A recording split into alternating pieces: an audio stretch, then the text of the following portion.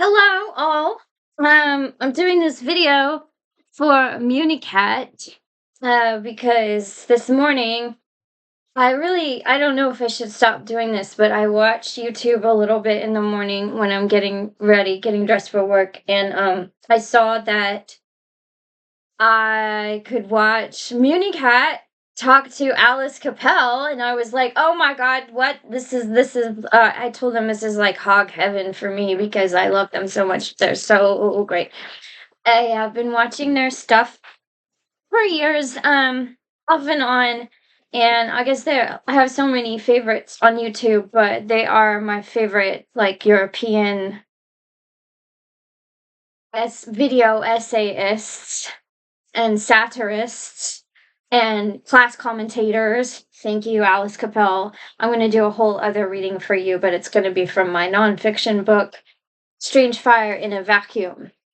I'm a little tired today because I've been working a lot of overtime. People at my place of employment are having the year that they voted for. I've done 9-hour days, like 5 days, and then I worked 8 hours on Saturday, and it's hard for me to even remember that it's Monday now. So, fuck it. Okay. Mm. We have tariffs on the product. I work in a warehouse, and there's tariffs, and then we're short staffed, and we have extra work because it's our high volume season, and we're moving to a new warehouse, and they are hiring people, but I suspect they have budget constraints because of the tariffs. So anyway, I'm not gonna dwell on why I like Münecat. Check out her channel. I told my boyfriend, I was like, I want Münecat merch for Christmas, and he was like, "What is Münecat?" Because he watches YouTube, but it's his primary interests are anything outdoors, sailing, fishing, and travel vlogs. So, this excerpt that I'm going to read is from my new novel called Janus. It is a work in progress. It is set in South Dakota during the recession, and it is about a family that's not doing very well. The father has left prior to the window of time that the plot covers. The mother is a meth addict. Then the two main characters, it's told in the voice of two main characters. Bo, who is about 21, who has come back from a deployment in Afghanistan, and his little sister, Rowena, who is 13, maybe 14. I made her 13, but then I'm going back and forth on whether or not I should make her older. I don't think I will. Anyway, so there is a passage that I would rather read from Münecat, but I'm trying to tease this thing on social media, and because it has to be sequential in order for people to kind of pick up the plot thread, I wanted to read a passage of Rowena's, but instead I'm going to have to read a passage of Bo in the voice of Bo. And I was thinking earlier today, I mean, the reason why I really value Münicat's channel is because she was debunking the manosphere. And thank God for that, because, I mean, there are teachers online talking about how little boys are quoting Andrew Tate in the classroom, and people ask me all the time why I don't teach, and I'm like, do you know me at all? I mean, because so anyway, I am also having to relearn all these video skills that I used to have when I taught ESL online. I used to have this program called UCAM, which the company that I work for, iTutor Group, basically made us buy. And now I'm like, I'm a little skeeved out because in terms of graphics, I have to find, I'm really neurotic. I have to find a, like if I want to use a software program, now I have to research who owns it and look into IP and all this crap. So, but anyway, saw this mug and I thought of Münecat. It's in the cat cafe in my hometown, and it says, "I'm going to let God fix it because if I fix it myself, I'm going to jail." Yeah, see, this is why I don't teach, because my little boy in my classroom talking about quoting Andrew Tate. I mean, I would take his ass out back and whoop it. So I can't. Yeah, no. Anyway, so I was thinking today about writers who are men who write in the voice of women, and there are quite a number, I think, of them who are very good at that. Wally Lamb comes to mind, and this guy Michael White. Um, I was thinking about people, when I get famous and all interviewing me about how did I write in the voice of a man. I hope I do it well. I hope I do it convincingly. Um, I'm really used to working in male-dominated environments. Oh, I think my battery is low. Hold on, to check if this thing is plugged in. And I used to be a cops reporter for newspapers for like 1 year, and then, and, but I mean, I also monitored inmate phone calls for our prison system, which let me tell you, um,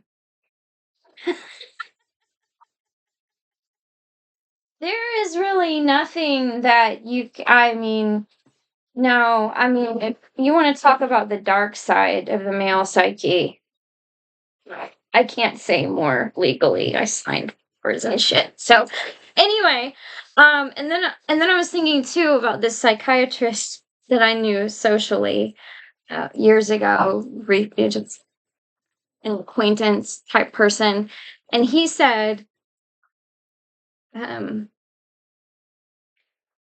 he said was working with children, and that the most pain in the ass demographic were adolescent girls, like 12, uh, 11, 12, 13. And I said, why?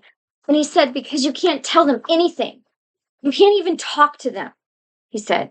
Because you say one thing and then they say, I know that. I already know that. And then he's like, and boys they're just that age, they're just so easy to get along with. They're just like sponges. They just listen and like defer and shit.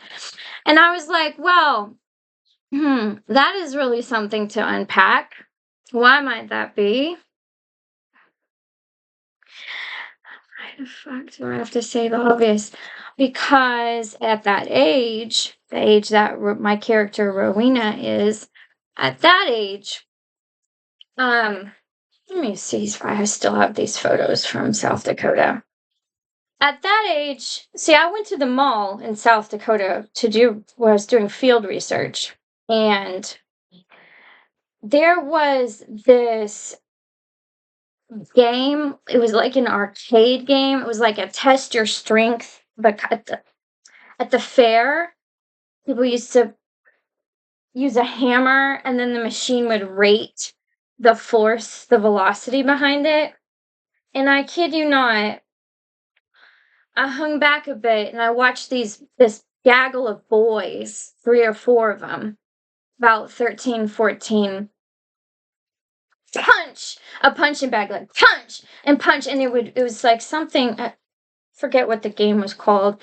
And then one of them had a shirt that said in bright yellow, "Big dick in town." Who let this kid out of the house dressed like that? Me. Oh my god! Oh my god! I'm doing a song for Rudyard Lynch of What a Fault Is. Damn, if I was your mother. Oh my god. Anyway, oh, I can't find them. It's like they were punching. Anyway, so for boys at that age, the source of power, status, the goal is, physical force. Where does that leave girls? I don't have to tell you guys. I'm just telling people generally. But I mean, really, what is power? And so, if you're not going to be acquiring the physical force aspect, because, for instance, you have saddlebags and breasts to deal with now. That's why I quit running track. Then what is power? It's knowledge. Thank you very much, Münecat, for all of your extraordinary work. Now, I'm going to read from the book. Okay.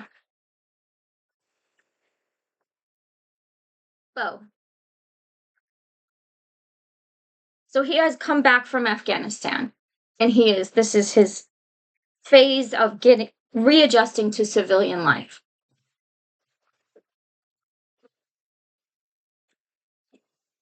And he discovers that his little sister is involved in an online community of girls. So, from using the laptop. Okay. Honeybees. That's what they called themselves. Sounded innocuous enough, like I'm sure many an elementary school mascot. But these honeybees were not learning the golden rule or long division or, for that matter, stranger danger. They had prey, and those prey were grown men who were themselves predators of some sort. All that time in Afghanistan, and I did not miss the internet except as a handy source of porn, which is what I was looking for when I borrowed Rose's laptop and discovered the browser open to a chat room for honeybees. These young women were using the sex offender registry in their states to track and seduce men with criminal histories involving child molestation and statutory rape. Then, they claimed, they were extorting these men to the tune of tens of thousands of dollars in exchange for their silence. The site was full of all kinds of helpful information about how to appear even younger than you are, i.e., how to take 2 or 3 years off your pussy using sugaring. Quote, when you're 14, going on 11, remember to dress in sweats at first meeting and wear a sports bra to suppress your cleavage. And how to pull criminal records in a listing of states with 3 strikes laws for cross-reference purposes.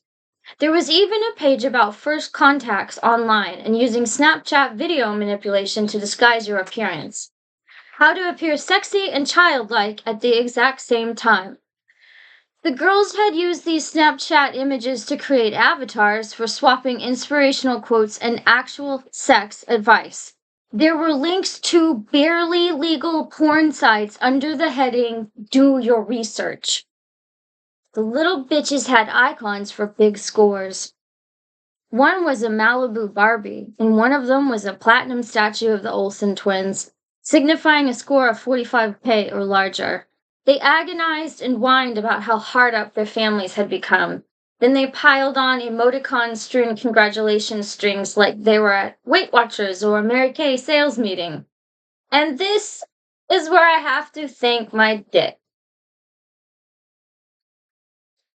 Call it shameful if you like, but rather than go straight to my old standard Google search, ebony chicks take long white dicks, etc., I couldn't tear myself away from these fucking honeybees. It was like anything else too ratchet to pass up. Just enough of an ethical car accident, but still private enough to take me back to the days when jerking off was still so closeted and exploratory as to be exhilarating.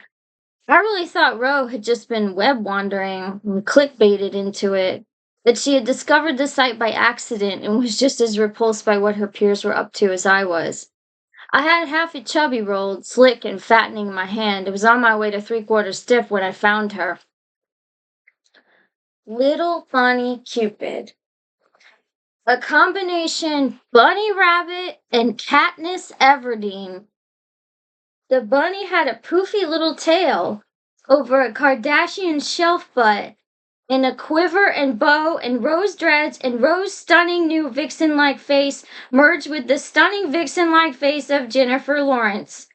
I didn't know who was who, but I knew that this was a thing I did not need to see right now. I squeezed my dick so hard and held it still till I stopped being able to count my pulse in it. As much as possible, I went instant eunuch. I shrieked.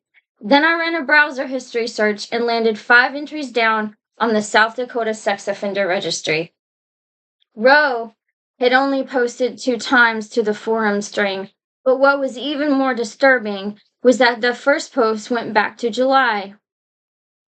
And then I have these italicized posts in the text, but I'm having trouble assigning them dates because I'm having trouble with the timeline of the novel. Anyway, I'll just read them to you, imagine them in a chat. Okay. How many times do you recommend you succumb before you go in for the sting? Response. Depends. Have you honeycombed him yet? Asterisk. Very important. Best to plan it on his device, but export it to yours. Always backup files. And then a later date. I'm in love. I know it's bad, but now I'm going to have trouble asking for the money. I can't honeycomb him. I feel really, really bad. Have any of you had this problem? Haters, please refrain. I know you will call me a weak-ass sugar baby, but I'm not. My conscience can't abide this anymore. Help. Please, having major trouble going in for the sting. A flurry of advice/shaming. Break it off. Can't handle your shit? Go back to Girl Scouts. Whiny baby Cupid. Start over with new target. Knew what you were doing when you got on here. You know less twisted than this, so stop fronting. In love? I seriously doubt it. Goody two-shoes. Go broke, stay broke. I put my head down and tucked my limp schlong back into my pants. Then I went outside and waited until something animal moved in the bushes. Then I shot it and dragged it into the garage and skinned it sloppily with savage rips and jerks. The dog ran slavering circles around me, and I kept hefting and flicking our bits of organs. Then I tossed the skin far into the trees and watched the dog run it down and lift its loose carcass and shake it back and forth and dig a hole.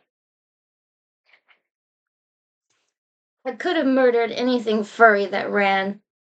I was hoping for a rabbit, but all that turned up was a stringy raccoon. I'd never not wanted her. I'd never felt ashamed of her either. Our collective childhood in general, was so over it was mutilated. I loaded a needle with my bloody hands and used the flat edge of a knife to press up a vein and dope slept in a pile of cold leaves. I woke to wind chimes and the creak of our rusted swing set, soft, absurd sounds pealing paler and paler as the wind softened, then died altogether in yet another carbon-colored dawn. Okay, thank you. That concludes the reading. I am going to start posting things on Substack that I read on YouTube so people can have text. Thank you.